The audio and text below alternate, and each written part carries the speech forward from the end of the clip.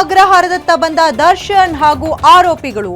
ನ್ಯಾಯಾಧೀಶರ ಮುಂದೆ ದರ್ಶನ್ ಹಾಗೂ ಆರೋಪಿಗಳನ್ನ ನಿಲ್ಲಿಸಲಾಗಿತ್ತು. ಅಲ್ಲಿಂದ ಈಗ ವಾಪಸ್ ತೆರಳಿದ್ದಾರೆ. ದರ್ಶನ್ ಹಾಗೂ ಆರೋಪಿಗಳು ಏನಿದ್ದಾರೆ ಅವರು ವಾಪಸ್ ತೆರಳಿದ್ದಾರೆ.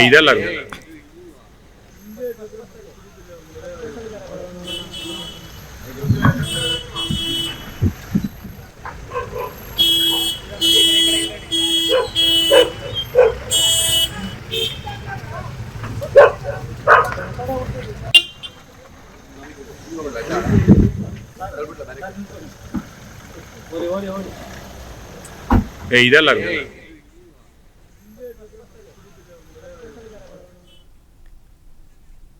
ಅಜಯ್ ಗೌಡ, ಉಳಿದ ಆರೋಪಿಗಳೇನಿದ್ದಾರೆ ಅವರನ್ನ ಯಾವಾಗ ಅವರ ಪ್ರೊಸೀಜರ್ಸ್ ಏನಿರುತ್ತೆ ಅದು ಯಾವಾಗ ಆಗುತ್ತೆ? ಅವರು ಯಾವಾಗ ನ್ಯಾಯಾಲಯಕ್ಕೆ ದಿಂದ ಈ ಜೈಲ್ಗೆ ಯಾವಾಗ ಅವರನ್ನ ಕಳಿಸ್ತಾರೆ? ಸದ್ಯ 5 ಆರೋಪಿಗಳನ್ನ ಈಗ ಒಂದು ಪರಪ್ಪನ ಅಗ್ರಹಾರಕ್ಕೆ ಬಿಟ್ಟಿರುವಂತದ್ದು. ಜೊತೆಗೆ ಈ ಒಂದು ಪ್ರಕರಣದ ಮತ್ತೆ 2 ಆರೋಪಿಗಳು ಏನಿದ್ದಾರೆ, ಅನುಕುಮಾರ್ ಹಾಗೂ ಜಗದೀಶ್ ಏನಿದ್ದಾರೆ, ಚಿತ್ರದುರ್ಗದ ಆರೋಪಿಗಳು, ಅವರನ್ನು ಕೂಡ ಇವತ್ತು ಪೊಲೀಸರು ಅರೆಸ್ಟ್ ಮಾಡಿಕೊಂಡು ಅವ್ರನ್ನ ನೇರವಾಗಿ ಅನ್ನಪೂರ್ಣೇಶ್ವರಿ ಪೊಲೀಸ್ ಠಾಣೆಗೆ ಕರ್ಕೊಂಡ್ಬಂದು ಅವ್ರಿಗೆ ಅರೆಸ್ಟ್ ಪ್ರೊಸೀಜರ್ ಅನ್ನು ಕೂಡ ಮಾಡ್ತಾ ಇರುವಂತದ್ದು. ಅಂದ್ರೆ ಅಲ್ಲಿಂದ ಬರೋದಕ್ಕೆ ಆಲ್ಮೋಸ್ಟ್ 4 ಅವರ್ ಜರ್ನಿ ಬೇಕಾಯಿತು. ಹೀಗಾಗಿ ಉಳಿದ ಆರೋಪಿಗಳು 5 ಜನ ಏನಿದ್ರು, ದರ್ಶನ್ ಆಗಿರ್ಬೋದು, ಪವಿತ್ರ ಗೌಡ ಸೇರಿದಂತೆ ಪ್ರದೋಷ್ ಆಗಿರ್ಬೋದು, ನಾಗರಾಜ್ ಆಗಿರ್ಬೋದು, ಇಷ್ಟು ಜನ ಆರೋಪಿಗಳನ್ನ ಇವತ್ತು ನ್ಯಾಯಾಧೀಶರ ಮುಂದೆ ಹಾಜರುಪಡಿಸಿದ ನಂತರವಾಗಿ ನ್ಯಾಯಾಧೀಶರ ಆದೇಶದ ಮೇರೆಗೆ ಇವತ್ತು ಪರಪ್ಪನ ಅಗ್ರಹಾರಕ್ಕೆ ಆರೋಪಿಗಳನ್ನ ಬಿಡಲಾಗಿದೆ. ಇನ್ನು ಉಳಿದಂತ 2 ಆರೋಪಿಗಳನ್ನ ನಾಳೆ ಬೆಳಗ್ಗೆ 10:30 ಸುಮಾರಿಗೆ ಆರೋಪಿಗಳನ್ನ ಮತ್ತೆ ಸಿಟಿ ಸಿವಿಲ್ 64ನೇ ಹಾಲ್ಗೆ ನ್ಯಾಯಾಧೀಶರ ಮುಂದೆ ಹಾಜರುಪಡಿಸ್ತಾರೆ. ಅವ್ರನ್ನ ಆ ಆರೋಪಿಗಳನ್ನು ಕೂಡ ಇಮಿಡಿಯೇಟ್ ಆಗಿ ಅವರನ್ನು ಕೂಡ ಜೈಲಿಗೆ ಬಿಡುವಂತ ಕೆಲಸಗಳು ಆಗುತ್ತೆ. ಹೀಗಾಗಿ ಒಟ್ಟು ಈ ಒಂದು ಪ್ರಕರಣದ 7 ಜನ ಆರೋಪಿಗಳ ಹೈಕೋರ್ಟ್ ಕೊಟ್ಟಂತ ಬೇಲ್ ಅರ್ಜಿ ಏನಿದೆ ಅದು ರದ್ದಾದಂತ ಹಿನ್ನೆಲೆಯಲ್ಲಿ 7 ಜನ ಆರೋಪಿಗಳನ್ನ ಈಗಾಗಲೇ ಪೊಲೀಸ್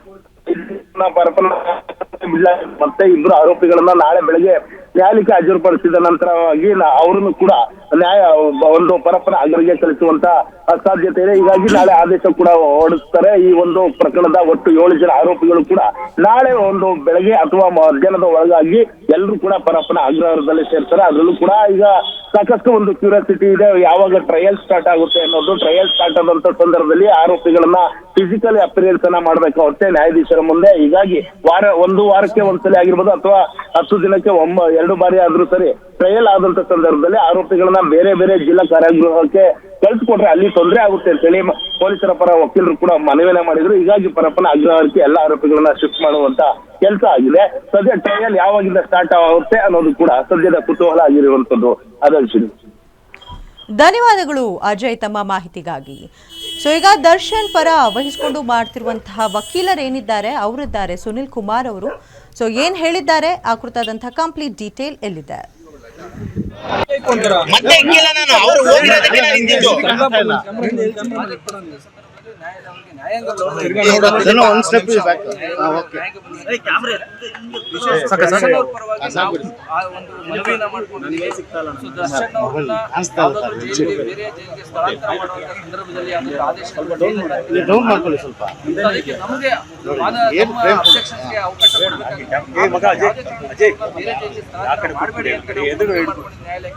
ಯಾಕೆ ಅಂತ ಅಂದ್ರೆ ಈ ಪ್ರಕರಣ ವಿಚಾರಣೆ ಬೆಂಗಳೂರಲ್ಲೇ ನಡೆಯೋದ್ರಿಂದ ನ್ಯಾಯಾಲಯದಲ್ಲಿ ಅವ್ರದ್ದು ಫಿಸಿಕಲ್ ಹಾಜರಾತಿ ಅಂದ್ರೆ ಕಡ್ಡಾಯವಾಗಿ ಫಿಸಿಕಲ್ ಬರಬೇಕಾಗಿದೆ.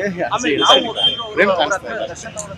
ಒಂದಷ್ಟು ಮಾಹಿತಿಗಳನ್ನ ತಗೋಬೇಕಾಗುತ್ತೆ. ನಾವು ಅವ್ರನ್ನ ಬೇರೆ ಜೈಲಿಗೆ ಸ್ಥಳಾಂತರ ಮಾಡಿದ ಸಂದರ್ಭದಲ್ಲಿ ನಾವು ಅಲ್ಲಿ ಹೋಗಿ ಅವರಿಂದ ಯಾವುದೇ ಮಾಹಿತಿಗಳನ್ನು ಪಡ್ಕೊಂಡು ಬರೋಕ್ಕೆ ಕಷ್ಟ ಆಗುತ್ತೆ ಅನ್ನೋದು ನ್ಯಾಯಾಲಯಕ್ಕೆ ಮನವರಿಕೆ ಮಾಡ್ಕೊಡ್ತೀವಿ. ಆಮೇಲೆ ಅದ್ರ ಪ್ರಕಾರ ನಾವು ಅರ್ಜಿನೂ ಸಹ ನ್ಯಾಯಾಲಯಕ್ಕೆ ಹಾಕ್ತೀವಿ. ಅದು ಸಾಹೇಬರು ನಾವು ಆದೇಶ ಸುಪ್ರೀಂ ಕೋರ್ಟ್ಗೆ ರಿವ್ಯೂ ಏನಾದರೂ ಹೋಗೋದಾ? ರಿವ್ಯೂ ಹೋಗಕ್ಕೆ ಅವಕಾಶ ಇದೆ, ಬಟ್ ನಮ್ಮ ಯಾವ್ದು ಆ ಥರ ಯಾವ್ದು ಚರ್ಚೆ ನಾವು ಅದನ್ನ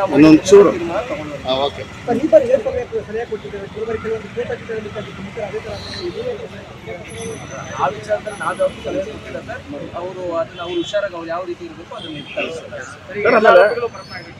ಹೌದು. ಇವಾಗ ಸಾಹೇಬ್ ಆರ್ಡರ್ ಮಾಡಿರೋದು ಪರೋಕ್ಷ 23 ನ್ಯಾಯಾಂಗ ಆದೇಶ ಮಾಡಿದ್ದಾರೆ. ಬೇರೆ ಜೈಲಿಗೆ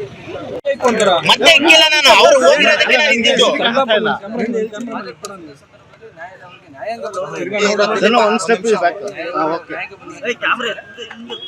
ದರ್ಶನ್ ಅವ್ರ ಪರವಾಗಿ ನಾವು ಆ ಒಂದು ಮನವಿಯನ್ನ ಮಾಡ್ಕೊಂಡಿದ್ದೀವಿ. ಸೊ ದರ್ಶನ್ ಅವ್ರನ್ನ ಯಾವ್ದಾದ್ರು ಜೈಲಿಗೆ, ಬೇರೆ ಜೈಲಿಗೆ ಸ್ಥಳಾಂತರ ಮಾಡುವಂತ ಸಂದರ್ಭದಲ್ಲಿ ಅದಕ್ಕೆ ಆದೇಶ ಡೌನ್ ಮಾಡ್ಕೊಳ್ಳಿ ಸ್ವಲ್ಪ. ಅದಕ್ಕೆ ನಮಗೆ ನಮ್ಮ ಅಬ್ಜೆಕ್ಷನ್ಸ್ಗೆ ಅವಕಾಶ ಕೊಡಬೇಕಾಗುತ್ತೆ. ಬೇರೆ ಜೈಲಿಗೆ ಸ್ಥಳಾಂತರ ಮಾಡಬೇಡಿ ಅಂತ ನಾವು ಮನವಿ ಮಾಡ್ಕೊಂಡಿದ್ದೀವಿ ನ್ಯಾಯಾಲಯಕ್ಕೆ. ಯಾಕೆ ಅಂತ ಅಂದ್ರೆ ಈ ಪ್ರಕರಣದ ವಿಚಾರಣೆ ಬೆಂಗಳೂರಲ್ಲೇ ನಡೆಯೋದ್ರಿಂದ ಸೊ ನ್ಯಾಯಾಲಯದಲ್ಲಿ ಅವ್ರದ್ದು ಫಿಸಿಕಲ್ ಹಾಜರಾತಿ ಅಂದ್ರೆ ಕಡ್ಡಾಯ ಹಾಜರಾತಿ ಕಡ್ಡಾಯವಾಗಿದೆ. ಅವರು ಫಿಸಿಕಲ್ ಬರಬೇಕಾಗಿದೆ. ಆಮೇಲೆ ನಾವು ದರ್ಶನ್ ಅವ್ರ ಹತ್ರ ಒಂದಷ್ಟು ಮಾಹಿತಿಗಳನ್ನ ತಗೋಬೇಕಾಗುತ್ತೆ. ನಾವು ಅವ್ರನ್ನ ಬೇರೆ ಜೈಲಿಗೆ ಸ್ಥಳಾಂತರ ಮಾಡಿದ ಸಂದರ್ಭದಲ್ಲಿ ನಾವು ಅಲ್ಲಿ ಹೋಗಿ ಅವರಿಂದ ಯಾವುದೇ ಮಾಹಿತಿಗಳು ಪಡ್ಕೊಂಡ್ ಬರೋಕ್ಕೆ ಕಷ್ಟ ಆಗುತ್ತೆ.